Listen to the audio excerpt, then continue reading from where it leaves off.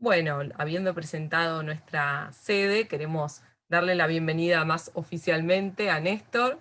Él es egresado de la Facultad de Filosofía y Letras de la UBA, es además docente, ha realizado numerosos trabajos no solamente en arqueología histórica, sino también en arqueología del periodo prehispánico, como ustedes pueden ver en pantalla, y ha trabajado, entre otras cosas, en arqueología histórica en las excavaciones en la casa natal de Sarmiento, en la provincia de San Juan, y en otras intervenciones en el patio del Cabildo. Y hoy en día es el responsable de las excavaciones del patio sur. Yo tengo que decir que a Néstor no lo conozco personalmente, pero me han llamado tanto la atención sus hallazgos en el patio del Cabildo, sus últimos hallazgos, que no dudé en contactarlo hace ya bastante tiempo, así que tenemos una fluida relación por redes que la pandemia prolongó, porque la verdad es que los dos andábamos con ganas de visitarnos mutuamente en Sí. nuestros espacios, y hasta el momento no lo hemos conseguido, pero espero que sea muy pronto. Néstor, ¿cómo estás? Bienvenido. ¿Qué tal, Flavia? Bueno, un gusto, un placer, diría, estar con ustedes, Hola porque Néstor, es ¿cómo una... estás? Muy bien, gracias. ¿Qué tal, Lucas? También te conozco ahora. Con Bien, bien. Flavia hemos llevado, es verdad, hemos llevado una larga data de comunicación digital y nunca nos hemos podido encontrar. Tal Pero bueno, cual. ha llegado el momento, ha llegado Ha el llegado el momento, sí. momento, y con un edificio que realmente resume mucho de lo que ha sucedido con el patrimonio arquitectónico y arqueológico de nuestra ciudad y de nuestro país, ¿no? Sí, Un sí, edificio con una historia complejísima que mucha gente relaciona por su aspecto con una antigüedad notoria, ¿no? Que la llevaría hasta siglo XVIII, inclusive XVII, cuando en realidad gran parte de las edificaciones que vemos al día de hoy son muy, muy, muy recientes, y desgraciadamente mucho de lo que era el edificio original no se ha conservado, ¿no? Eso por un exacto. lado. También una complejidad en su subsuelo, porque realmente hay y hubo de todo ahí, desde el subte hasta un pozo de basura del siglo XVII, ¿no? Pasando por todo lo que se les ocurra. Además, una riqueza desde el punto de vista arquitectónico en la historia del lugar, ¿no? No solamente en lo que vemos hoy en pie, sino a lo largo de toda su historia. Tenemos nombres como los arquitectos jesuitas, ¿no? Primo Libianchi, tenemos el caso de Pierre Benoit, que también Sí, ha intervenido el edificio del Cabildo, y hasta Bustillo, podemos mencionar arquitectos muy importantes relacionados con este lugar. Además, numerosas excavaciones, ¿no? A lo largo del tiempo. En el 91 estuvo Javelson excavando también el patio. Hoy vamos a estar hablando un poco, haciendo como una semblanza de todos estos trabajos, y por supuesto destacando los últimos hallazgos que me atrevo a decir que son de lo mejor que he visto en la ciudad de Buenos Aires, junto con Lepage, en lo que respecta a periodo colonial temprano. sí, vos sabés que ahí soy medio tímido con respecto a que has visto de lo mejor con respecto a los hallazgos. Sí, hay muchos tipos de hallazgos de diferente metal, vidrio, lo que aparece en casi todos los contextos arqueológicos de la ciudad de Buenos Aires, con algunas diferencias, ¿verdad? Hoy charlábamos temprano con Flavia y hay algunas diferencias, pero la mayor parte de los objetos encontrados sí aparecen en contextos arqueológicos de la ciudad. Y es verdad que el Cabildo ha tenido muchísimas modificaciones a lo largo de su vida, complejo desde el punto de vista de su sedimentación, porque hay contextos de sedimentación primaria, Ujú. secundaria, toques y retoques en el terreno. Estoy a la par del túnel del subte que une el subte A con el E, que está Ujú. como a 6 metros de profundidad. Yo en una de las cuadrículas estoy recién en 3 metros de profundidad y me cargan los compañeros de trabajo diciéndome Que vas a llegar al subte. que en algún momento voy a Vas a ir al aparecer sur. por... Exacto, sí. O encontrarme con la losa del subte. Bueno, sería Claro, bastante práctico Sí, para volver a casa, ¿no? exacto, exacto. O Vos que entraría y vivís en la saldría por otra ahí. punta. Exacto. Claro, No, ya está, ahora directamente. estoy en Pilar, pero vivo en Caballito. Normalmente en el año de trabajo vivo en Ah, bueno, Caballito. bueno, bueno. Pero me tomé este descanso, entre comillas, que creo que Bueno, no es todo tan lejos. Entonces, bueno, más directo todavía, ¿no? Te más tomás la directo. línea A y llegaste. Exacto. Así que bueno, como decías vos, a lo Sí, largo de... además es un edificio, no lo dijimos, que tiene un significado, ¿no? Muy, muy importante también en el imaginario porteño, ¿no? Sí, sí, sí. Lo tiene todo realmente el Cabildo, así que me imagino también tu emoción al estar trabajando Ha en sido ese una lugar, suerte. ¿no? Ha sido una suerte, sí. Yo comencé a trabajar en el Cabildo en el 2008 y me empecé a encontrar con esas, porque aparte vengo de la arqueología prehispánica, no digo especialidad porque es una palabra muy fuerte para mí, pero sí profundicé en temas de arte rupestre en Yavichico y en el Parque Provincial Guasamayo, como bien dijiste, y entrar en arqueología histórica es un tema bastante interesante desde muchos aspectos. Y ya el Cabildo, cuando yo entré a trabajar, tenía varios trabajos arqueológicos de la mano de Daniel Javelson. De hecho, me acuerdo que trabajaba en las salas a veces y venía la gente y me decía, pero yo quiero ver los túneles. Y yo le decía, pero acá no hay túneles. Me decía, sí, hay Claro, túneles, una cosa increíble. Bueno, después tuve la claro. suerte en el 2010 de encontrarlos, sí, de encontrar esos túneles con sus Claro, respectivas bueno, también toda la hipótesis. cuestión de los túneles. Sí, Claro, esta cuestión de los túneles tan importante para lo que son también nuestras leyendas urbanas está muy presente en el caso del Cabildo. sí, además los Y es uno de los pocos misterios. lugares en los que sí podemos decir que hay túneles, que por Sí, lo menos parte de la red de túneles jesuitas claro. sí ha pasado por debajo del Cabildo. Y lo que tiene de grandioso por ahí el Cabildo, que es una Es uno institución de que los ha pocos estado lugares desde donde el podemos decir principio. eso. Sí, exacto. Estoy escuchando con delay, no sé Claro, si ustedes me están escuchando bien. claro.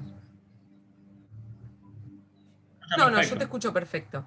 Es Ah, más, si querés compartir tu pantalla, ya podés muy hacerlo. bien. A ver si te tengo que autorizar yo o Si, Patri. si la tenés autorizada, sí, si no, tenés que autorizar. Sí, sí, ¿Ya podés está? compartir tranquilamente.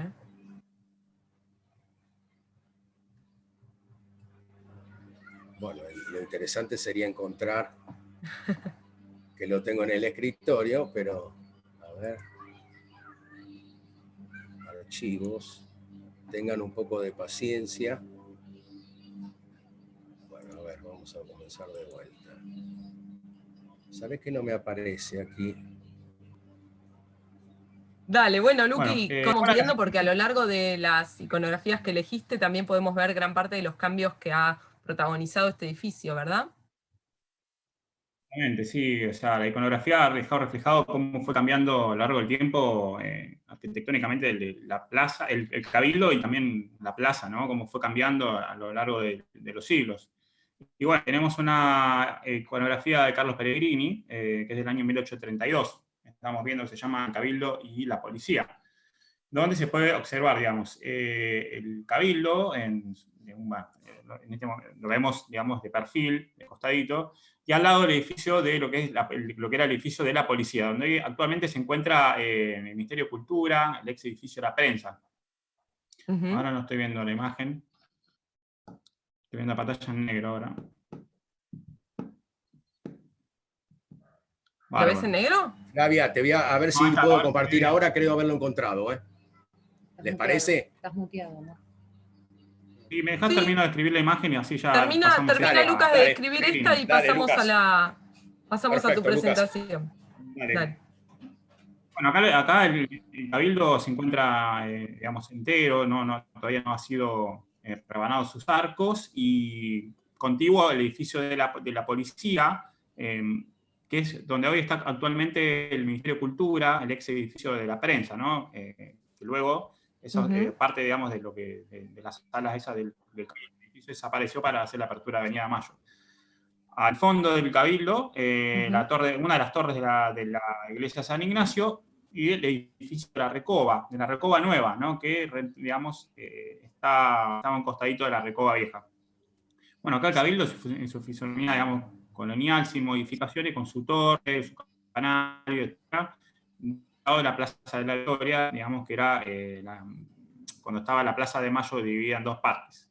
Bueno, y podemos ver ahí a la gente, digamos, en un día cotidiano de la Plaza de la Victoria.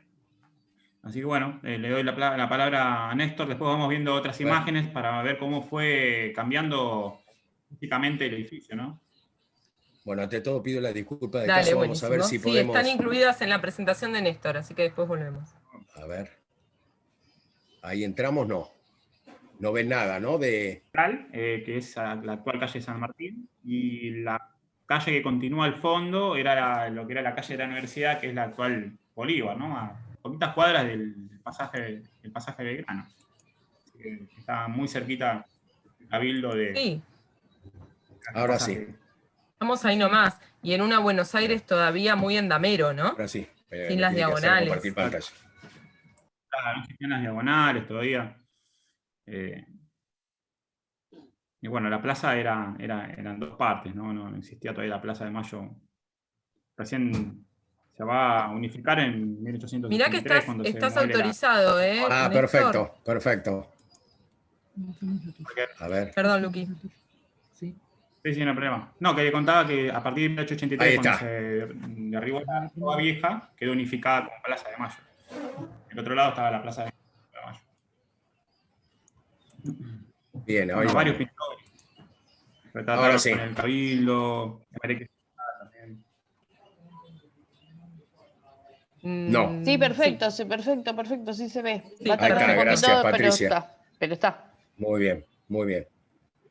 Bueno, aquí también esta acuarela, creo que es de Emerick, ¿puede ser? Emerick Vidal. Emerick, Exacto. exactamente, pero acá es más de frente.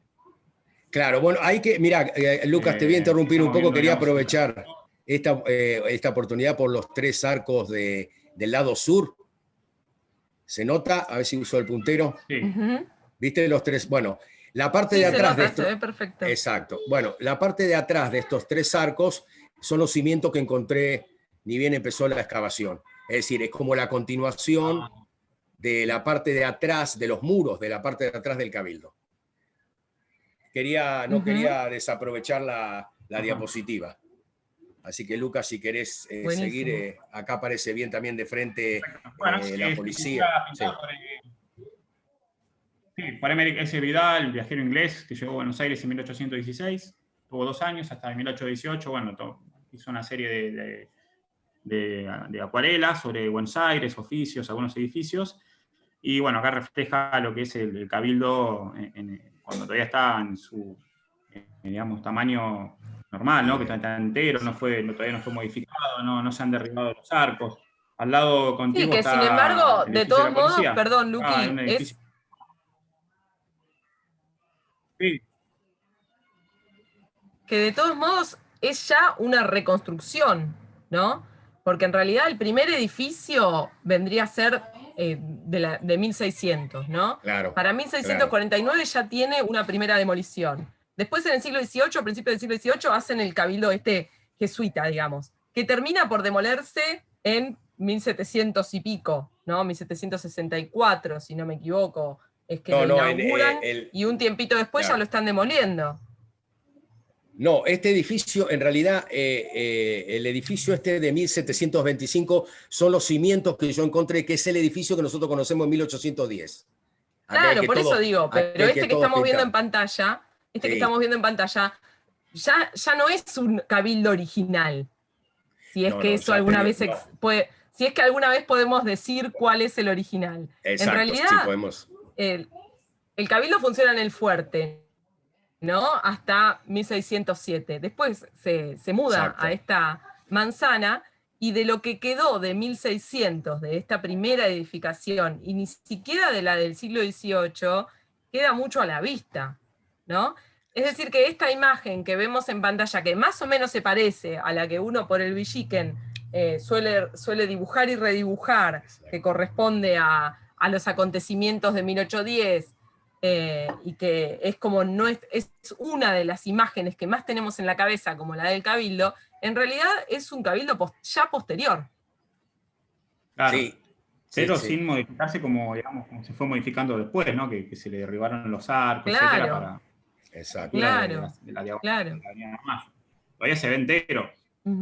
Todavía se ve entero. Se ve entero. ¿Te paso la próxima diapositiva, Lucas? Bueno. Sí, por favor.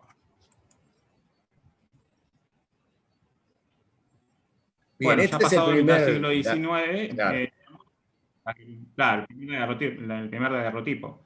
exacto. Hay 8 daguerrotipos nomás, están guardados en el Museo Histórico Nacional, no hay más daguerrotipos en Buenos Aires. Después el resto son todas fotografías ya de los fotógrafos que fueron llegando a Buenos Aires para fotografiar su progreso y su crecimiento y su vida cotidiana.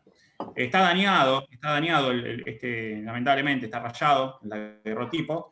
Se ve, ahí donde estás vos con el puntero, Néstor, Sí. hay, digamos, la información es que son los batallones correntinos digamos, que llegan después del movimiento del 11 de septiembre de 1852, ¿no? Que es cuando Claro, esa revolución se separa a Buenos Aires, digamos, de la Confederación.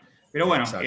la fuente está tan dañado el daguerrotipo que son visibles apenas, ¿no? Porque son como unas manchas negras, Apenas. las personas no Exacto, se distinguen. La pirámide de exacto. Mayo, que estaba del lado en su lugar original, que todavía no se había corrido, estaba del lado de la Plaza de la Victoria, Claro, ¿no? Pero daba bueno, enfrente de la está catedral en aquel entonces, la Ujú. pirámide de Mayo. Todavía no había sido exactamente, corrida. bueno, la plaza, exactamente. Sí, sí, sí. La pirámide, digamos, como al año de la Revolución de Mayo, como, digamos, monumento por la Revolución, ¿no? Sí, sí, sí. Después, por supuesto, bueno, ya hemos hablado de la pirámide en otras visitas, así que, bueno, esta es la única Sí, imagen si se me tipo que... permite, la otra vez cuando hablamos de la pirámide de Mayo, estuvo como invitado el arquitecto a cargo de su última restauración, Marcelo Magadán, y tengo el agrado de contarles que hoy me enteré que Marcelo fue reconocido nuevamente con un premio sobre el patio de los carruajes en esta oportunidad. Así que, una vez más, las restauraciones e intervenciones de Marcelo han sido premiadas. Bien ahí. Sí, muy, Sí. muy, Bueno, muy, muy linda noticia. y bueno, acá, digamos, también se puede ver el Cabildo, que todavía no fue rebanado, y está entero contiguo con el edificio de la policía, ¿no? Por muchos años se va a ver así el Cabildo, Por muchos fotografiado, y bueno, años. hasta que, bueno, después empieza a venir el progreso y empieza a ser un desastre con la piqueta, ¿no? Y empieza a ser un poco de Exacto. desastre en la ciudad de Buenos Aires. No sé si tenemos otra imagen. Sí, tenemos otra. Sí, lo más interesante es que muchas veces, ¿no? Con el movimiento nacionalista ya de la década del 40, lo que sucedió es que todo esto que había pasado por la piqueta fue emulado con nuevas arquitecturas que rozan más lo neocolonial que lo colonial, por supuesto, y que nos terminaron delineando mucho más lo que es nuestra idea de la arquitectura colonial que la arquitectura antigua misma, ¿no? Nosotros Sí, sí. pensamos que la arquitectura colonial es lo que en la década del 40 quisieron que creyéramos que era la arquitectura colonial. Claro, fíjate vos que en esta diapositiva ya aparece la modificación de la torre, que tuvieron que agrandarle las ventanas porque ese reloj fue traído de Inglaterra y no Sí, entraba, Ajá, entonces tuvieron que claro. agrandarle estas cosas extrañas que hemos hecho en sí, la sí, sí. Argentina, maravillosas. ¿Pasamos Bueno, a otra esta, diapositiva? No, ¿querés hablar, Lucas? Sí, no, por favor. esta es una foto ya digamos, fotografía. El autor se llama Carlos Fredericks, un viajero, digamos, que llega a Buenos Aires, de estos fotógrafos que, junto a Alejandro Whitcomb y Alejandro Junior y otros más, empiezan a llegar a Buenos Aires para fotografiarla. Acá, digamos, es la Plaza de la Victoria. Plaza de la Victoria en el año 1852. Fotografía. Podemos ver la pirámide, la Plaza de la Victoria con árboles, nada que ver con lo que hoy es la plaza. No. El Cabildo todavía, digamos, sin tocar, todavía a mitad del siglo XIX está entero. Y bueno, la pirámide ahí en el medio, las torres de la iglesia de San Ignacio, ya tienen las 2 torres. Sí, sí. El reloj de Cabildo ahora está en la torre norte de San Ignacio. Un gran reloj, ¿eh? ¿Eh? Un gran reloj. Se encuentra en Que la está desarmado, no es que está colocado. Voy a decir que está colocado porque nosotros tenemos un reloj que perteneció al Cabildo que está en la torre de la iglesia de San Ignacio. Claro, sí, sí, sí, Enorme. está ahí. De ese mismo hablabas, Lucas. Sí, claro. Ok. Y bueno, acá, digamos, todavía está, por ahí está Altos de Lorriaga, que es el lugar donde trabajo yo, en el Centro de Interpretación de Arqueología, que hoy todavía, de las pocas edificaciones, casas de alto que se conservan en la ciudad, y la Recoba Nueva, ¿no? Que es, digamos, una recoba comercial que se construye después de la recoba vieja, digamos, para los negocios, etcétera, ¿no? Todavía acá la plaza todavía no es Plaza de Mayo. No.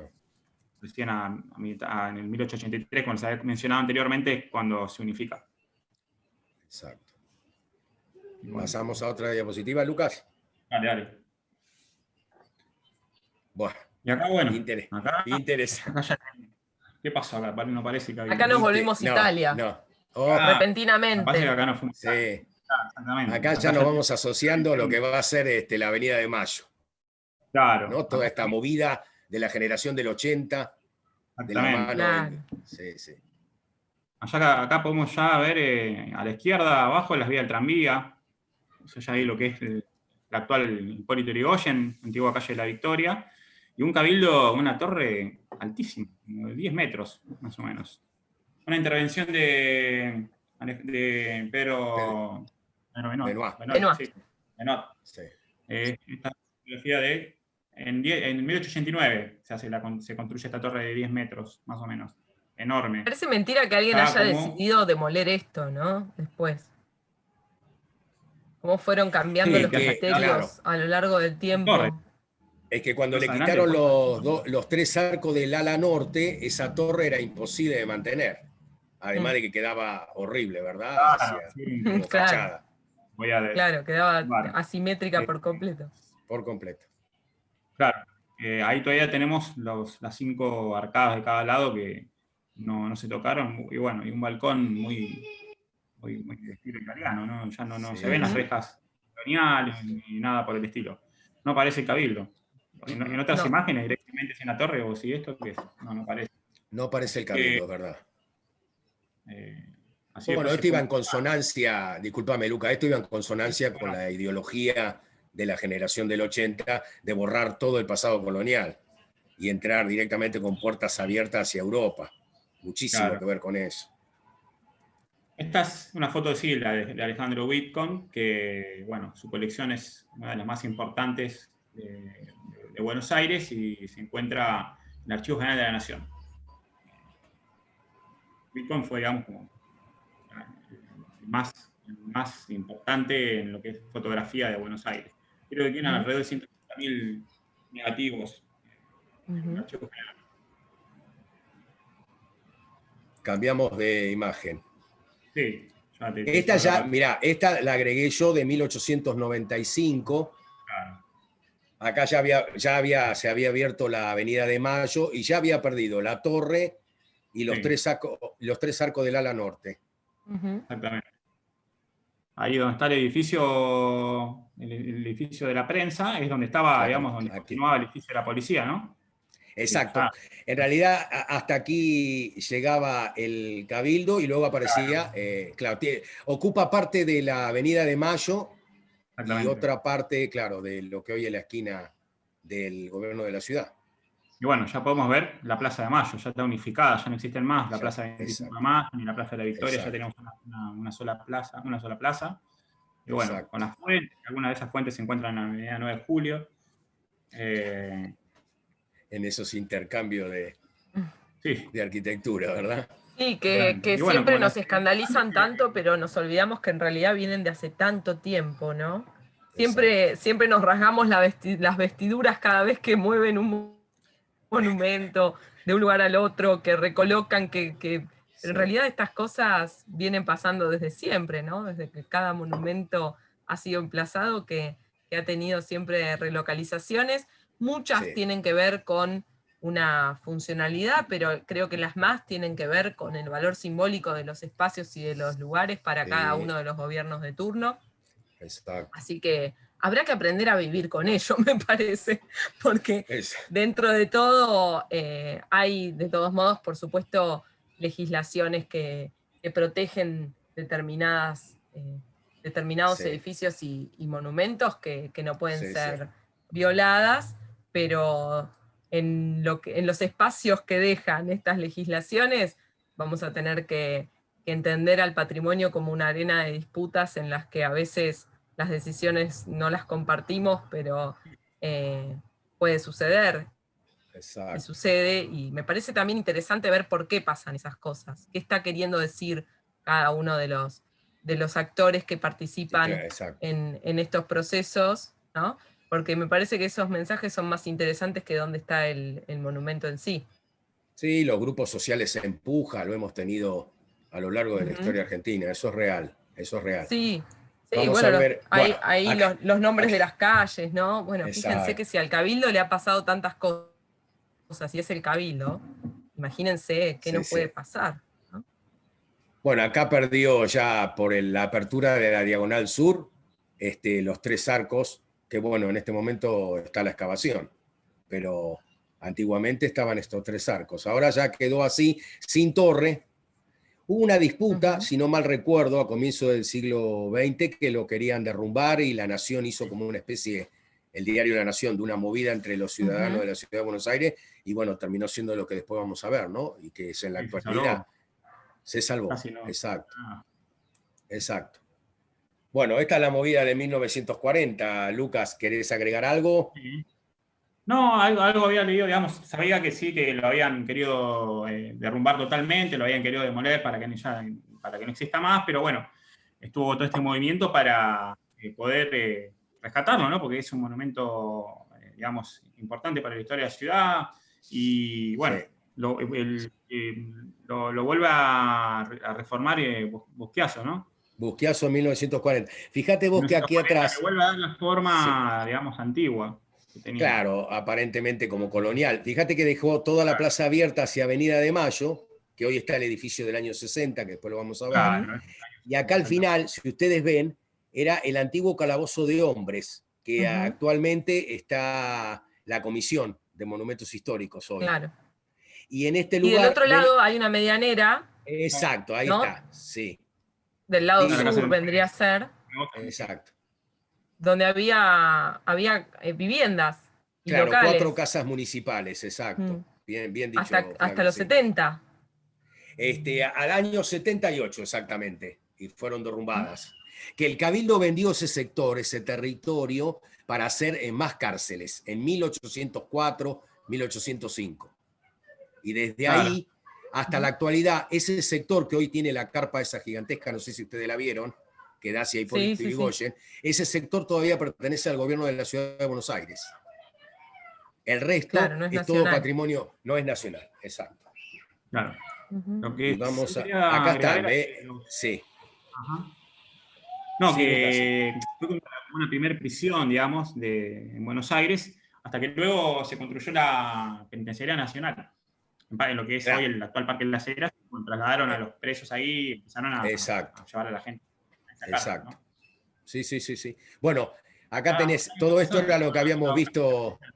Disculpa, no te escuché, Lucas. no, que hasta el año pasado o este año estaban haciendo intervenciones arqueológicas en el Parque de las Heras por la Sí, penitenciaría. sí, estaban haciendo intervenciones, Ujú. exacto. Bueno, mirá, esta es la parte que tiene que ver con la plaza, que había mostrado recién yo, que estaba abierta, y ahora esta modificación fue en el año 60, que son las actuales oficinas el de abajo es la sala Ardoy, que pertenece al museo, y las de arriba son las salas que pertenecen a la comisión. Y ha quedado después de esta puerta que vemos aquí hacia Avenida de Mayo, el patio central, que todo el mundo conoce, Claro. ¿verdad? Es muy No sé si interesante alguien. el tema del desnivel, ¿no? El desnivel que conserva, Sí, tengo 3 porque en desniveles general tenemos que. como esta Exacto, visión de la Buenos Aires plana, y en el exacto. Cabildo se ven varios desniveles, de norte a sur y de este a oeste, Sí, sí, sí. salvados Muchísimos por supuesto desniveles. con escalinatas, ¿no? Sí, sí, totalmente de acuerdo. Es verdad, Flavia.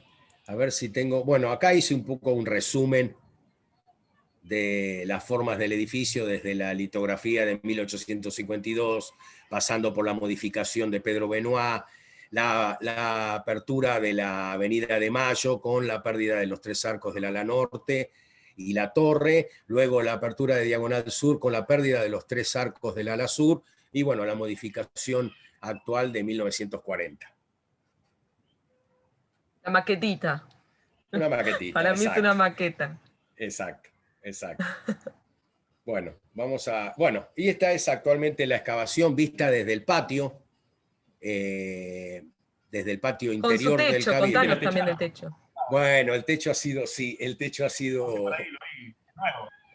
Sí, hace una semana y días que lo terminaron, después de 2 años que luché con, tengo que decir la verdad, parecía una excavación del tercer mundo porque juntaba hierros y lonas y cada cosa que quedaba de las muestras que hacían en el Cabildo las pedía para ponerla de techo, porque tuve grandes dificultades y bastantes destrucciones de todos los perfiles de la excavación, porque tuve la mala suerte, aquí les voy a mostrar con el puntero, aquí había un caño muy antiguo de obra sanitaria de 1936, que estaba conectado a Hipólito Yrigoyen y no funcionaba, estaba oculto, así que cada vez que pasaban los colectivos y los autos por Hipólito Yrigoyen cuando llovía, se me introducía el agua dentro de la excavación y me ha hecho estragos con los perfiles.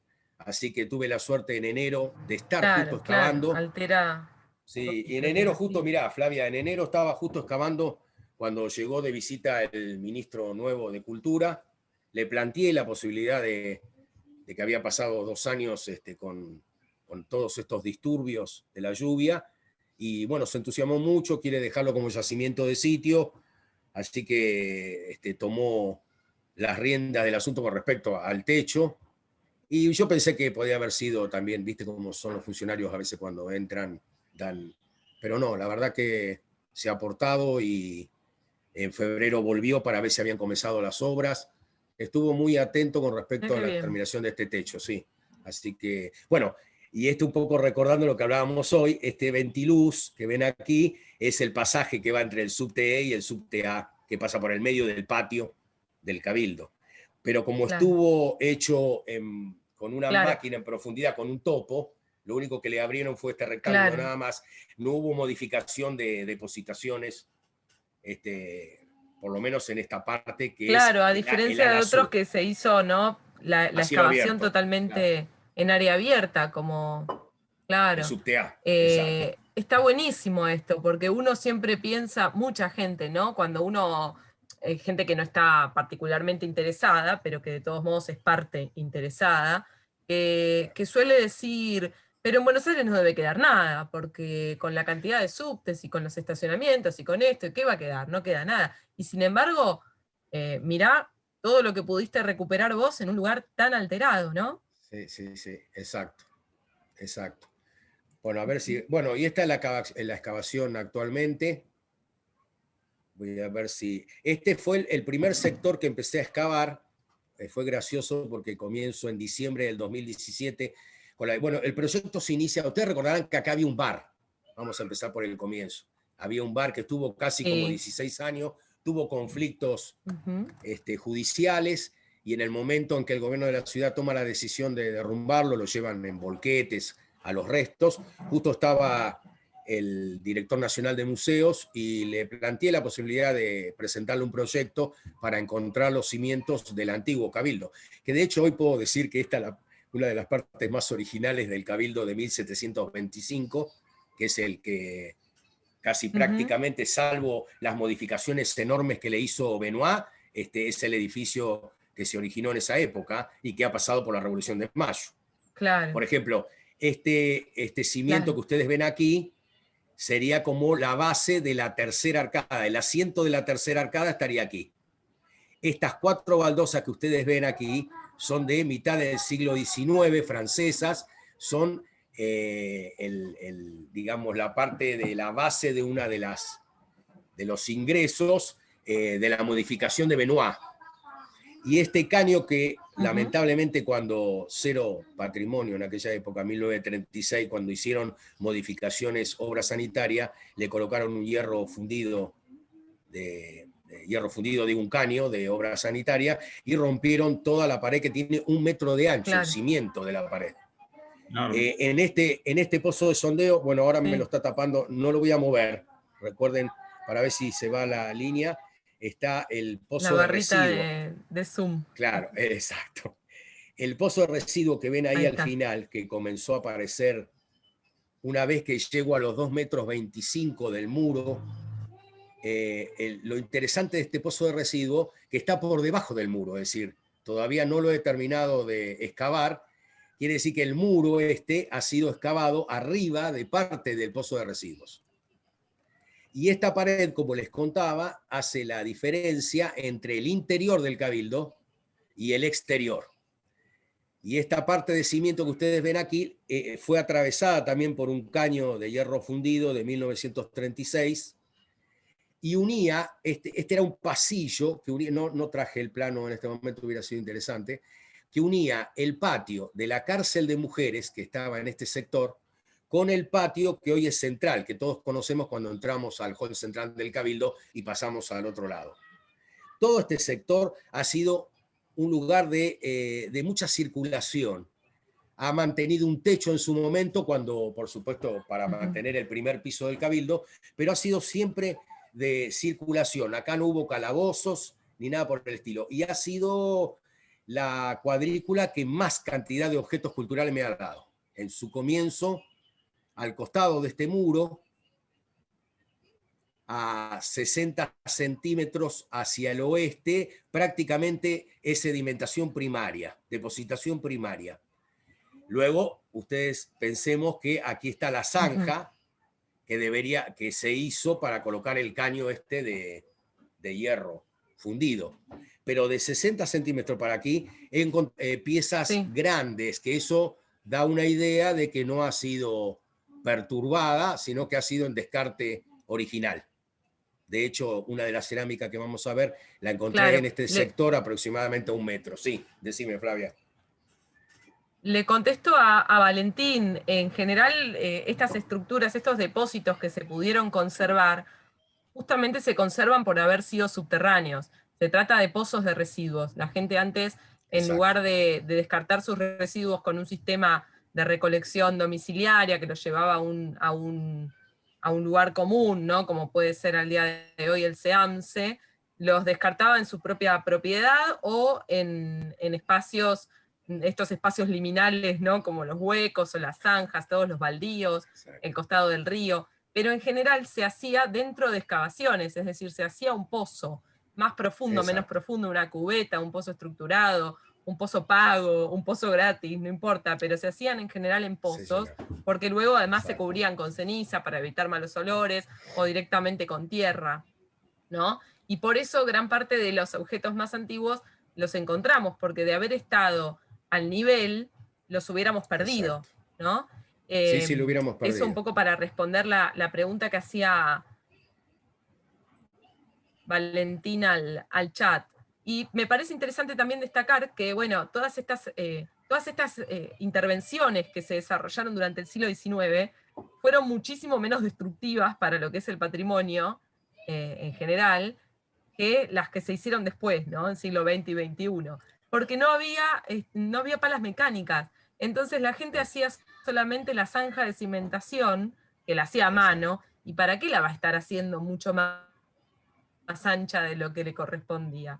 Si bien es ancha, porque como vos bien dijiste, son muros anchísimos para lo que solemos usar ahora, no llega a afectar completamente el depósito precedente. Eso también es la suerte que tuvimos en Casa Lepage, donde también nos pasa que los pozos de basura del siglo XVII han sido atravesados quizás por un muro del siglo XIX, pero que no los alteró del todo. Y los objetos que vos encontrás a 20 centímetros del muro del siglo XIX son 200 años más antiguos y están impecables, están como, nadie los ha tocado, como nuevos, ¿no? Sí. Esa es la suerte, ¿no? De alguna manera. La pala del obrero ha pasado por al lado, ni lo vio. Al haber sido a mano, creo que nadie hubiera querido excavar de más. No, exactamente. Bueno, aquí lo interesante, mirá, en este lugar, que ya estamos en el interior del Cabildo, encontré una letrina. Ustedes saben que la letrina, bueno, es un lugar maravilloso para los arqueólogos porque vamos a ver qué cantidad de abundancia de artefactos vamos a encontrar.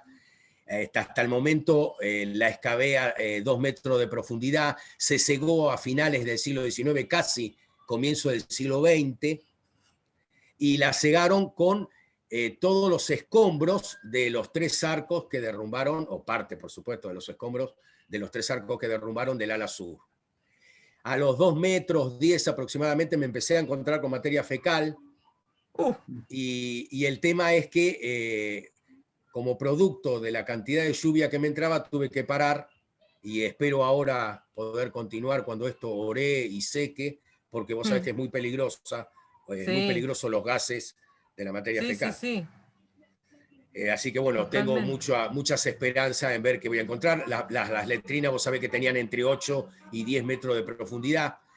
Y aparece esta letrina, lo interesante que aparece en el plano anterior a 1879, en que Pedro Benoit hace la modificación, y después no aparece en el plano de Benoit. Quiere decir que ha sido cegada o parada, por lo menos dejó el final Benoit ahí. la menciona, dice esto, a ver si es esta misma.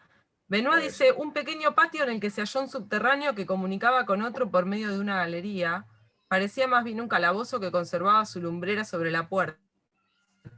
Este calabozo no fue posible explorarlo por haber convertido parte de él en letrinas, comunicándose también con otro que por su gran dimensión y clase de bóveda, en donde se notaban ojivas, se deducía que no fue su primitivo destino. Sí, no sé todavía si ese es el lugar exacto, pero lo vamos a saber muy pronto, Flavia, para ver si realmente este es el lugar exacto. Aprovechando que nos contás de los restos de demolición que encontraste, preguntan en el chat si tenés el sello, la firma de las baldosas francesas. ¿Son Pierre Maurel? No, había baldosas francesas que eran más ordinarias, venían sin marcas, y otras que venían con marcas. Estas vinieron sin marcas, pero se nota que son francesas porque tienen el color verdoso amarillento que se desgrana. Automáticamente vos la tocás y se desgrana. No son las de pasta compacta rojiza, sino que son estas que yo les llamo de una manera que no puedo compartir acá. Que son tienen un nombre relacionado. Que son de color amarillo y rojo arriba. Claro. Y con la materia fecal de la que hablaste. Sí, es un nombre informal que yo les doy. Sí, mirá vos, verde yo pensé que iban a ser de las rojas, pero son las amarillas. No, estas son las amarillas y rojas, medias veteadas, que aparecen mucho en los contextos arqueológicos. Que son mucho más porosas. Exacto. Bueno, aquí, porque creo que ahora me va a tocar, no me acuerdo, uno de los objetos encontrados, desde donde yo estoy señalando con el puntero, atravesaba como a 10 centímetros del comienzo de la excavación un caño de fibrocemento que dentro tenía un cable de alta tensión, también totalmente desconectado. Bueno, debajo de ese caño de fibrocemento, y por supuesto con todo el revuelo de materiales que eso implicó, porque los obreros hacían zanjas y luego la volvían a tapar con la misma tierra. No, era el plano. Bueno, aquí tenemos el plano que hicieron para el techo, yo lo aproveché para mostrárselo. Aquí tenemos la letrina, que ellos la hicieron en forma circular, pero la letrina es ovoide. Claro. No tengo algún antecedente de letrina en forma ovoidal. Vos por ahí, Flavia, has leído o escuchado. Yo hasta ahora no he visto de esa forma. No, he escuchado de pozos ovoidales, pero no necesariamente letrinas. Sí, bueno, hemos trabajado pozos ovoidales que siempre los relacionamos con pozos de agua. Exacto. Pero sí, es perfectamente plausible. Y aquí está el pozo residuo que les comentaba. Estos son los 2 muros que habíamos visto ya en la excavación real. Bueno, y vamos a pasar a uno de los objetos,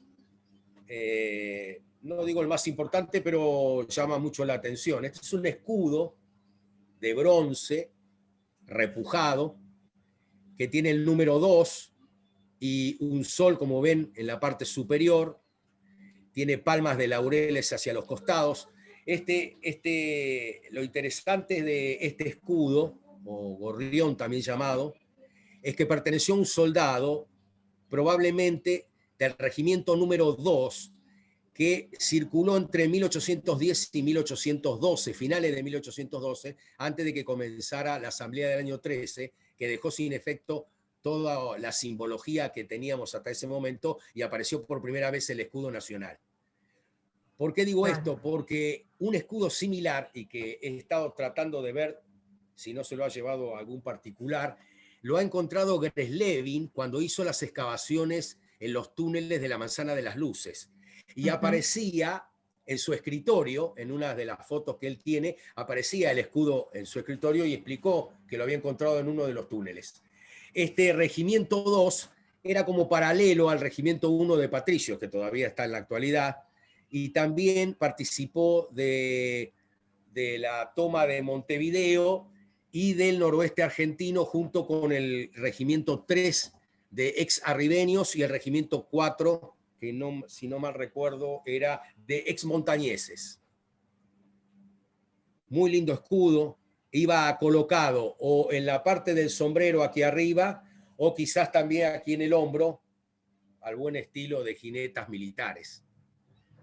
Perteneció a un soldado, porque tenemos muchas pinturas de oficiales de la época y no tenían este tipo de escudo, así que probablemente haya pertenecido a un soldado raso. ¿Dónde lo encontré? Debajo de este caño de fibrocemento que te digo, que probablemente los obreros, cuando abrieron la zanja y la taparon de vuelta, no lo vieron porque es bastante grande. Claro. Tiene este tamaño. No lo puse con la regla Ifrao porque quería que se vea bien y tenía una foto con la regla que era muy lejana, pero se puede ver bien la forma, el sol característico, el anverso y el reverso. Muy lindo. Bueno, aquí tengo un cincel. Este también es un objeto llamativo, Flavia, porque es un cincel de base cobre, probablemente realizado con bronce estanífero, y mantiene los dos filos todavía. Es decir, que no se lo utilizaba como un cortafierro, claro, sino que se lo utilizaba con la mano. Es relativamente pequeño, y buscando antecedentes sobre este cincel, los encontré muy parecidos, como ven estos dos aquí, en la quebrada de Humahuaca, en un trabajo realizado por Carlos Angiorama, que ya tuvimos algún tipo de comunicación con él, que pertenecen, estos dos y toda esta cantidad de objetos pertenecen al yacimiento Los Amarillos, en Quebrada de Humahuaca, que ha trabajado mucho Carlos Angiorama. Muy, muy parecido. Bueno, ahora con el tema de la pandemia no lo puedo hacer, pero tengo muchísimas ganas de hacerle un análisis metalográfico para saber qué cantidad de cobre y estaño tiene. Para ver esencialmente... ¿Y este en qué contexto? Este lo encontré. Porque parece bien antiguo, ¿no? Sí, este lo encontré en un contexto primario, al borde del muro, que les había mostrado anteriormente, que es tranquilamente del siglo XVIII. Aproximadamente a unos 60 centímetros entre el cruce de los dos muros. El muro que va hacia el oeste y el que sigue a continuación de la parte posterior del Cabildo.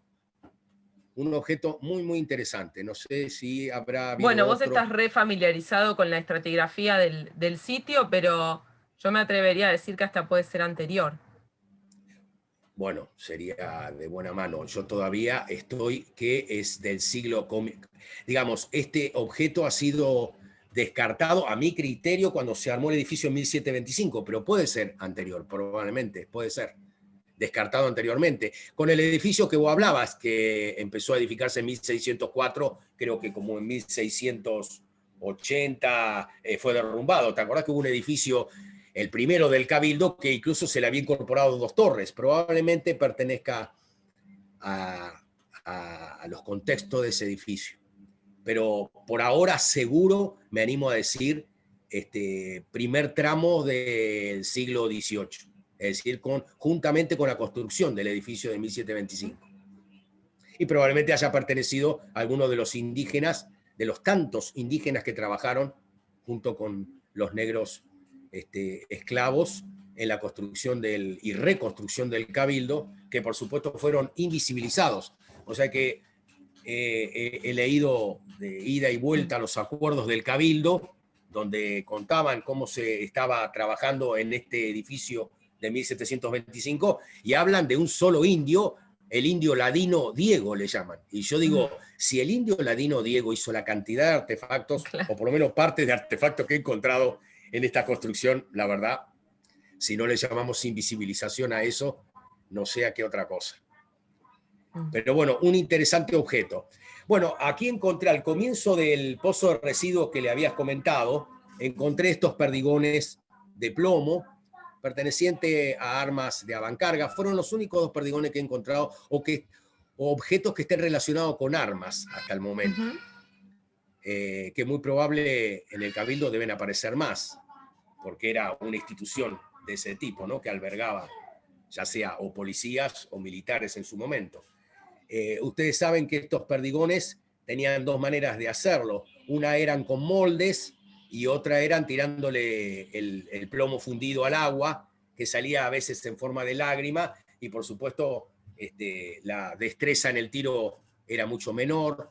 Tuvimos que esperar que después aparecieran las armas de avancarga y luego el famoso cañón estriado, que era un poco el que le daba la dirección a los proyectiles. Bueno, y aquí traje algunas de las mayólicas europeas, porque dije, no, el pasaje Lepage tiene muchísima mayólica europea, así que yo vengo con lo más grande. Bueno, pero la de la izquierda que mostrás casi seguro que es catalana y nosotros no tenemos catalana. Mirá. Yo a veces prefiero... Pero igual te interesante, lo digo así. Sí, a mí ¿sabes qué me parece que es? Santo Domingo azul sobre blanco. Bueno. Me da mucho la impresión, ¿no? La Santo Domingo azul sobre blanco yo creo que es catalana. Es catalana. Pero te lo estoy diciendo sin haber estudiado, o sea, con lo que estudié hace mucho. Bueno, imagínate que yo como arqueólogo prehispánico tuve que ponerme a leer todos estos catálogos, para mí era totalmente nuevo. Esta sí es más conocida. Lo que pasa es que lo que suele pasar, bueno, te va a pasar también con esta que estás mostrando, que es la Sevilla o Liguria, azul sobre azul. Sí, Sevilla, exacto. Pasa mucho que nosotros los arqueólogos nos estamos basando en catálogos que han desarrollado los arqueólogos norteamericanos. Y entonces ellos han bautizado las piezas según lo que ellos iban encontrando cada uno en su sitio. Y las han ordenado, catalogado y bueno. Y muchas veces, por ejemplo en el caso de Santo Domingo, ¿no? Responden al lugar de hallazgo y no al lugar de origen. Exacto, y a propósito del lugar de origen, hubo que esperar a que los europeos empezaran a trabajar esto, porque los europeos estaban tan concentrados en su arqueología de medieval para atrás, que no le estaban prestando mucha atención a estos contextos más recientes.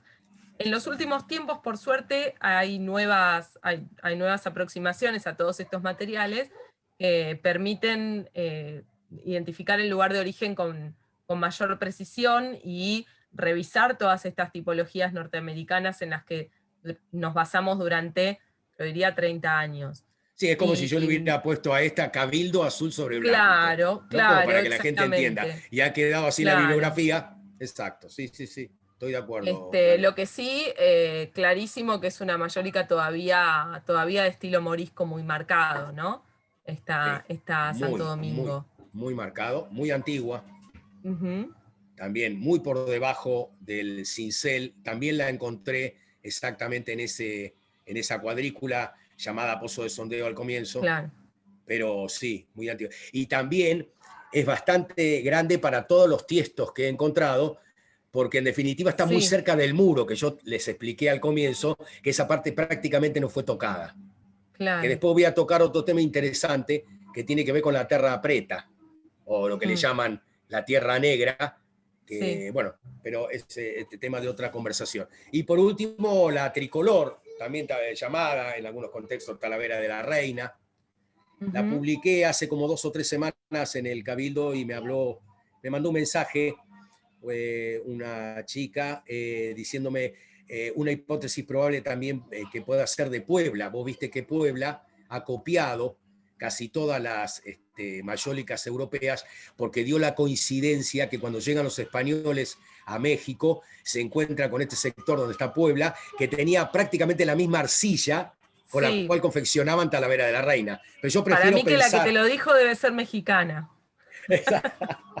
Exacto. A mí me parece que estas son de Talavera, las que aparecen en Buenos Aires son de Talavera. Sí, son de la Talavera de Puebla es ligeramente distinta en cuanto a la pasta, igual siempre hay que hacer como un estudio, el tema de estudios físico-químicos, ¿no? Para determinar el origen de estas cerámicas que durante tanto tiempo fueron emuladas en distintos centros ya alrededor del mundo, ¿no? Porque son uno de estos estos objetos del mercantilismo que aparecen en los puntos más distantes del Sí. planeta al mismo tiempo prácticamente. No, y Pero además, viste que. pensando en nuestra dinámica comercial, yo Sí, diría que está la verana, porque realmente, por lo menos yo también. hasta donde yo pude investigar para mi licenciatura, la representación de objetos de México y de Panamá y de todo lo que sería nuestra llegada por la vertiente pacífica en los sitios de Buenos Aires es muy escasa, y la verdad que uno ve Muy las escasa. talaveras de Puebla, la talavera de la Reina, la mayólica Sí, de Talavera, y ve lo que encontramos en contextos arqueológicos, y por lo menos a simple vista es igual, estoy de ¿no? acuerdo, estoy de Me acuerdo. parece que es muy probable que sean españolas. Muy probable, Si no exacto. encontraríamos más Además, objetos además relacionados hay con los como en la mexicanos. aduana, viste que Javelson ha hecho un trabajo bastante interesante sobre los ingresos por la aduana de mayólica europea, y no Claro, por tanto, supuesto. y no Y tanto sumarle de los que no Centroamérica. quedan, Sí, sumarle los que no quedan documentados, ¿no? exacto, Claro. exacto.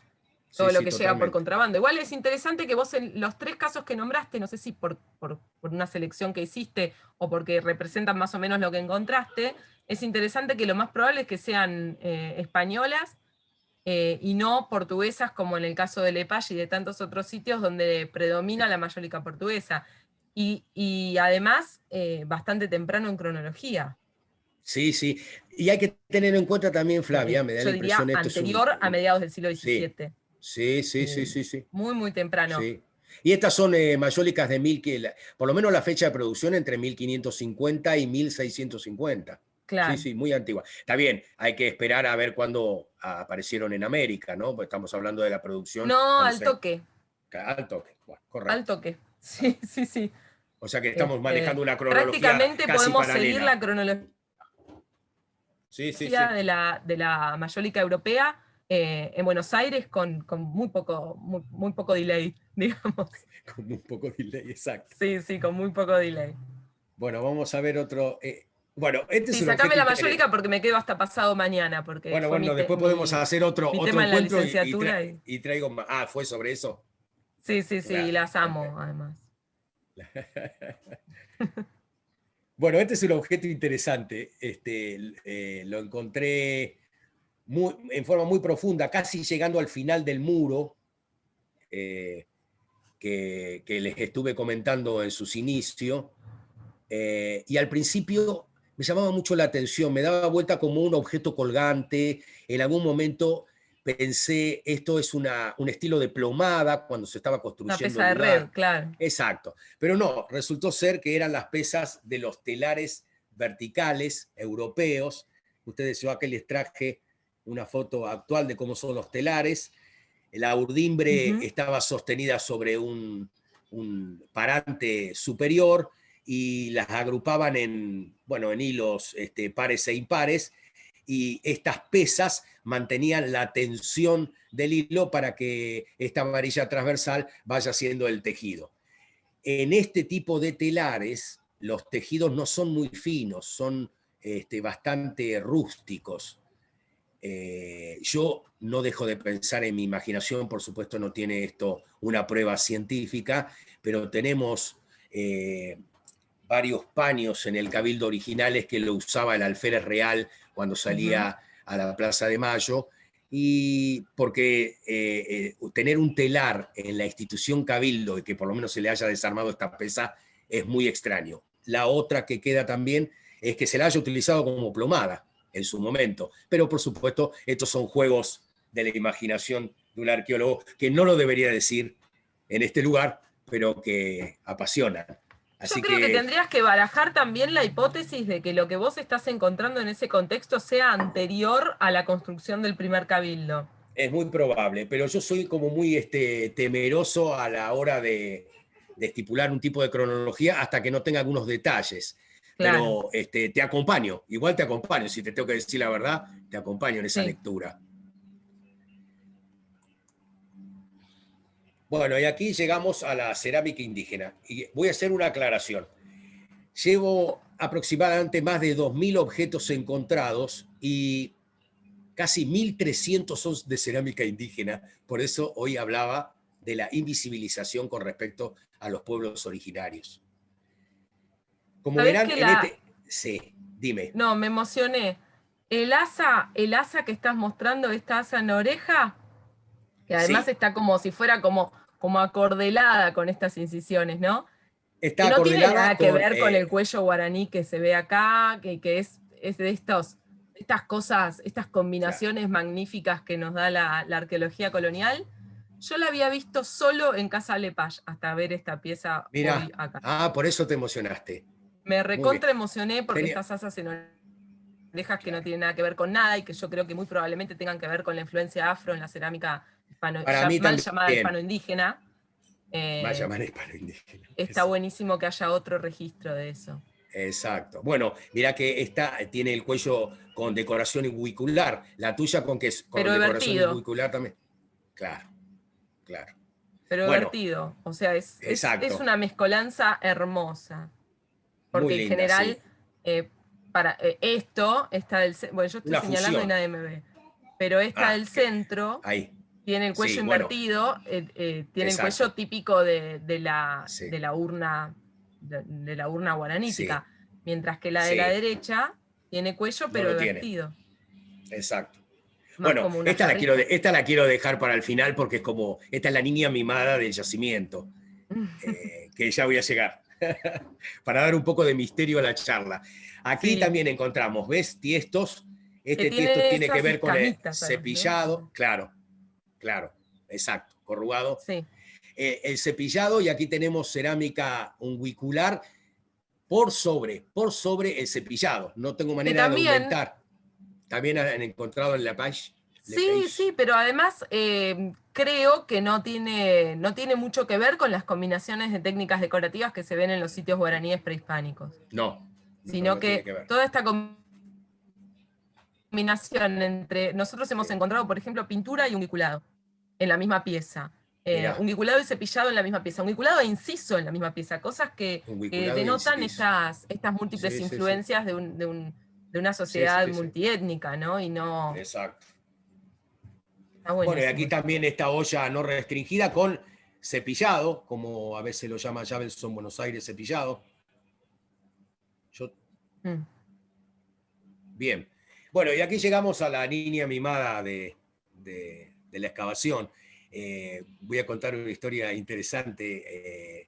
El día que encuentro esta cerámica, que estaba, digamos, boca abajo, también en el costado no tocado de depositación primaria, era el 1 de agosto del 2018, así que los compañeros que me ayudaban en la excavación hicimos la idea, bueno, a ver, hagamos el ritual de la Pachamama. Bueno, genial, uno trajo un vasito con ruda, lo pusimos apoyado en el sedimento, toda la parafernalia, los deseos, se van, esto fue lo interesante, que se van, y cuando paso el cucharín, pero la primera movida del cucharín me hizo el ruido ese sensible que todo arqueólogo tiene con respecto a si toca un metal o si toca una cerámica. Bueno, y ahí fue donde empecé a excavarla.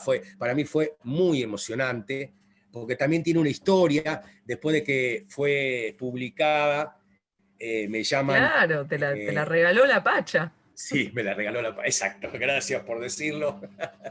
Muy, muy bonita.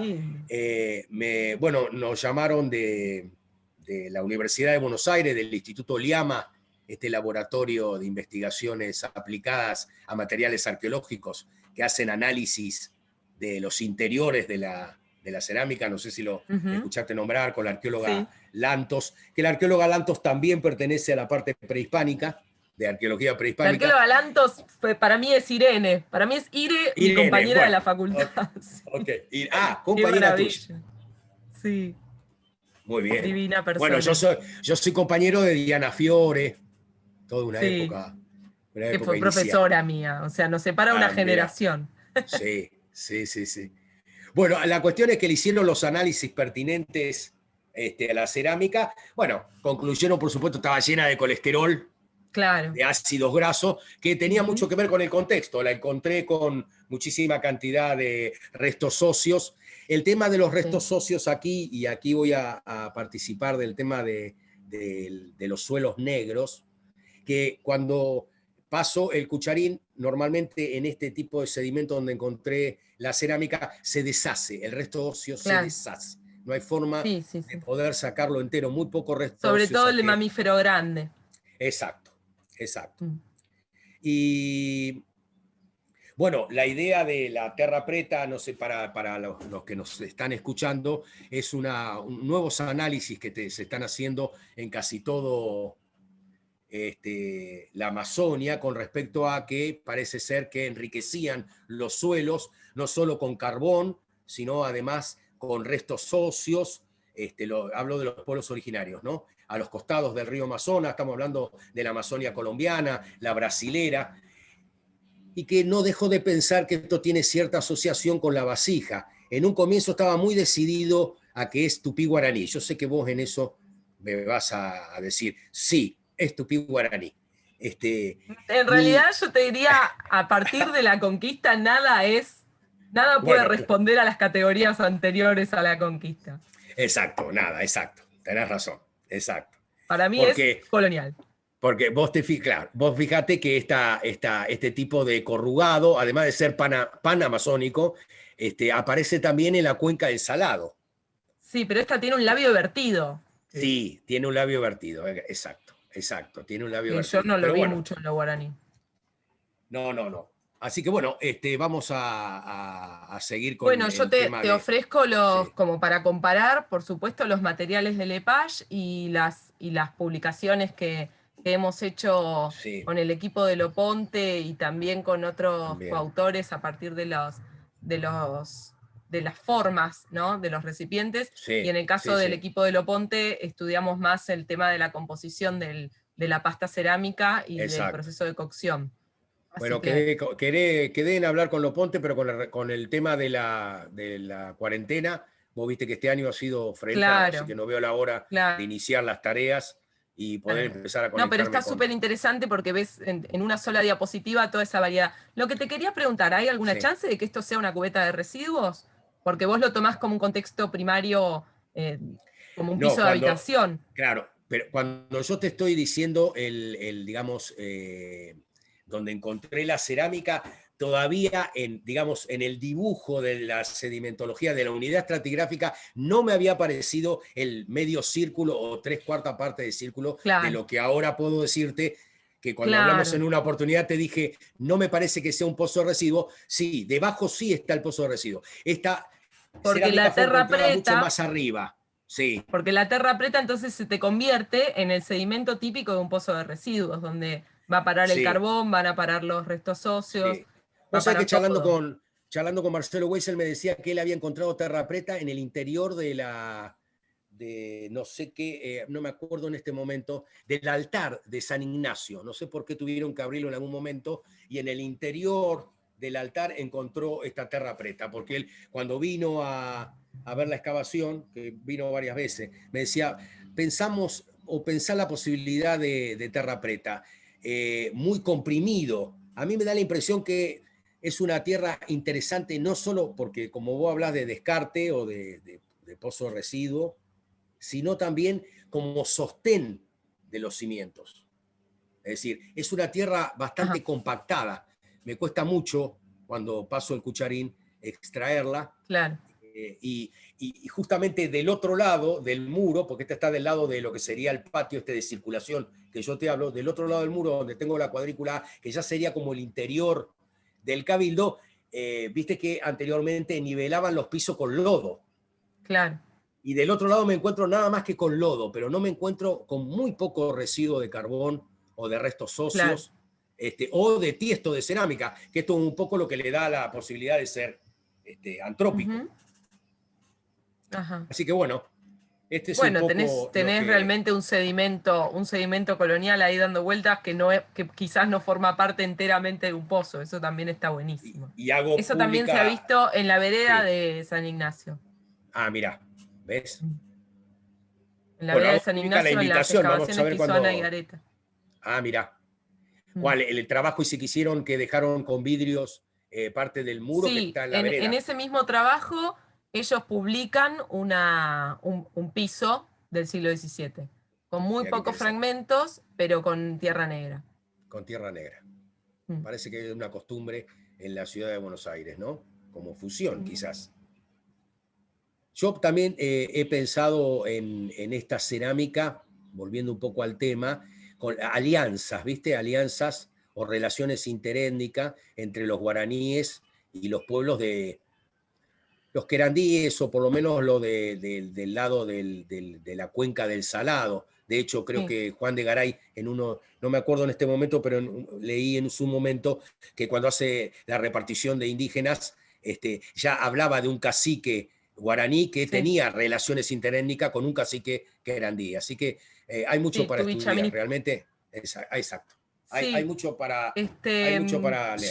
yo sabés con qué las relaciono, Sí, pero bueno, es hipotético, un poco con el tema de traer materiales de las misiones jesuíticas, porque se ven muchas características, incluso en la cerámica de tradición guaraní, que son más parecidas a la cerámica de tradición guaraní brasilera que a la de tradición guaraní nuestra. exacto. Sí, Y incluso, además con el viste que el contexto de guaraní, producción en las misiones, ¿no? Donde claro, hay indios reducidos de distintas parcialidades y inclusive esclavos africanos.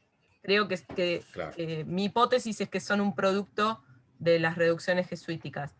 claro, un El producto tema de es la que, bueno, fusión. las excavaciones en las misiones jesuíticas, en las reducciones jesuíticas, no son tantas, y bueno, y hasta donde yo tengo entendido, la gran mayoría de los hallazgos son como mucho del siglo XVIII.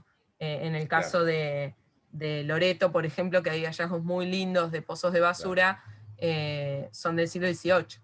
claro, Entonces está faltando como arqueología colonial, de periodo colonial exacto. temprano en reducciones guaraníticas, porque también las reducciones fueron cambiando de lugar un montón de veces, y entonces la localización exacta de la primera reducción, de la Es del muy difícil, 17, claro. no existe. No sé, Claro, es ha hipotético. desaparecido, claro. Claro.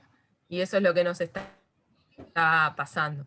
Además de, bueno, las dificultades en la visibilidad y demás. Sí, sí, totalmente, Y totalmente. que en ese momento yo creo que pueden estar viniendo de Brasil o de Uruguay, y nosotros acá Sí, pensando dónde las hicieron, porque así como la mayólica viene por el río, claro, en general de contrabando, en no, general. no me resultaría nada sorprendente que también lo hicieran estas piezas que tenían un uso distinto, pero que se Sí, complementaban, ¿no? sí, Porque eran sí, las sí, que se sí, usaban para totalmente. cocinar, mientras que las otras se usaban para servir. Exacto, exacto. Mm, Mucho carbón dentro de estas piezas se ha encontrado, o sea, se claro, usaban para cocinar, sí, de la vida cotidiana, probablemente de los mismos trabajadores sí, en la construcción del cabildo, o como bien te digo que va a aparecer cuando abra un poco más de profundidad la letrina, el tema de la conexión con la cárcel de mujeres, que estoy ujú. muy, no voy Yo a te lo utilizar la firmo, palabra me la juego desesperación. hoy, que es anterior. Después Bueno, me vamos ahí, contás. vamos ahí. Después, Después me exacto. contás. Si me Y lo equivoco, hacemos después te público. apuesto Y algo. lo hacemos público. Ok. Dale, Ok. buenísimo. Bueno, ¿Qué te iba a hasta decir? aquí era Irene un se debe haber hecho poco. una fiesta Sí, con las capas y capas de hollín también, que claro. Sí, suelen sí, tener sí. estas piezas. No, a Vos veces no sabés solo que por fuera, ¿no? Vos sabés que hay que extraer un poco de la cerámica, hay que romper un poco de la cerámica para hacer este análisis, Ujú, pero tuve la suerte que parte de abajo donde estaba fracturada eran pedacitos chiquitos que los encontré al lado, es decir, que claro, pertenecían a la misma cerámica, así que no tuve que tocar en absoluto la olla claro. grande, sino que pudimos utilizar esos fragmentos, así que muy bueno. Hermosas. El estudio apareció en el Congreso de Gastronomía que hizo hace un año o dos el Sí. centro del gobierno de la ciudad, ¿no? Donde Y que trabaja sabés que Lucas. este año se iba a hacer en Lepage, se iba a hacer una visita Mirá, a Lepage con ese congreso. mirá, se ha Pero cortado. bueno, la Se pandemia cortó. nos lo ha Exacto. impedido. Creado por Bueno, Mario Silveira. No, ¿qué hizo Mario? iba, Era de Mario iba a Silveira de participar. gastronomía. Mario sí fue profesor mío, ¿ves? Mario fue Mirá. profesor mío. Sí, Ahí Bueno, este tenemos fue todas el las. que dio la idea de hacer el patrimonio gastronómico. claro, él fue Congreso la Sesgas. idea. Mirá. 3 días ahí en la Universidad de la Ley. Muy interesante, muy interesante. Bueno. Sí, sí. Así que ahí estuvieron Lantos, estuvo Acervente, que fue el que presentó, el trabajo. Muy lindo, la verdad, muy lindo. Bueno, hasta aquí, Flavia, he llegado. Bueno, tengo una pregunta me queda para hacerte, dos en realidad. Una, si los objetos están en exposición actualmente en el Cabildo, cosa sí. que ni bien habrán tirarnos a la pileta Sí. a verlos. Algunos de los ahora objetos. el museo? El museo está abierto. Algunos de los objetos están en la vitrina central. No son todos, por supuesto, porque Claro. todavía estoy con el tema de la ley. Vos sabés que la ley en eso nos sigue de cerca y me parece perfecto. Pero sí, hay muchos objetos que están en una pequeña vitrina en el hall central. Sí. Y la otra que me acordaba, pero igual me lo está recordando Valentín, que te piden si podés compartir ese gráfico tan lindo que hiciste de las fachadas del Cabildo a lo largo del tiempo. El de las maquetitas, como le pusiste vos, Sí. el de las maquetitas. Sí. Sí. Si lo podés compartir, porque esto, bueno, queda grabado y va a YouTube, pero tendría que tomar una captura en ese momento. Capaz si me lo pasás como imagen Yo suelta, te lo paso como imagen yo a vos después. se lo puedo compartir a él. Totalmente. Si tenés esa... Por supuesto, se cita. Que citen, ¿Esto es una producción tuya, Néstor? No, que citen al Cabildo porque es una compañera mía la que lo hizo, así que creo que va a ser interesante que por ahí citen a la institución y no quedamos ninguno con este tema de citados. Sí. Perfecto, yo voy a pasar mi WhatsApp una vez más, sé que quizás lo tienen, pero por si quieren recibir ese gráfico, así cuando vos me lo pasás por WhatsApp y yo directamente lo comparto. Y si querés, Néstor, también pasame el dato preciso de la cita, así cuando lo utilizan o lo difunden con la cita correspondiente. Bien, me parece perfecto. Bueno, voy a volver a compartir yo entonces, pantalla. Vamos a pegar un salto viendo nuevamente algunos de los daguerrotipos para, ya agradecerle a Néstor por habernos acompañado y habernos compartido tanta información. Agradecer a todos los presentes, agradecer como siempre a Casa Lepage e invitarlos al ritmo de mi hijo. Por supuesto. Invitarlos a seguirnos en el resto de las actividades que se desarrollan desde la Usina Cultural Casa Lepage. Los miércoles a las 16, la actividad de turismo, viajando desde Casa Lepage. Los domingos a las 19, las visitas de la Galería de Arte. Y el próximo viernes, que vamos a estar nuevamente nosotros a las 19 horas, con el caso del Palacio San Carlos de Concordia, Entre Ríos. Y aprovecho para decirles que se vayan reservando la última visita del año, que va a ser la del 18 de diciembre, donde vamos a estar haciendo un cierre y un recorrido general por todas las charlas que estuvimos haciendo durante este periodo tan complejo de cuarentena, y luego todos los nombres que le quieran poner a ese aislamiento. Que nos dio esta oportunidad, ¿no? Esta chapa de poder desarrollar estas charlas con invitados de tanta calidez y calidad, y vamos a estar haciendo un recorrido general y participando un poco más al público para despedirnos como corresponde de esta etapa y cerrar el año a lo grande. Así que resérvense el viernes la visita de Entre Ríos, y el otro viernes un cierre más lúdico, diríamos, los docentes. Yo anduve remando con Concordia. Vine remando de Concordia a Tigre, Patria, así que... otra vez. Ahí va seguramente el toque Lucas. Anduve por todos lados, Patri. No, tremendo, no puede parar este señor. No puede parar, pues sí. Creo que si lo dejamos va remando hasta Talavera de la Reina y nos trae algunas reliquias. Nos trae la información que necesitamos. Perfecto. Bueno, gracias, Néstor, es una locura lo que recorre Lucas. Bueno, yo quería, si me permiten, dar un agradecimiento al director nuevo del Cabildo, Horacio Mosquera, y a todos mis compañeros, que en definitiva, en forma directa o indirecta, siempre me han ayudado en la excavación. No quería dejar pasar este momento de agradecerles profundamente.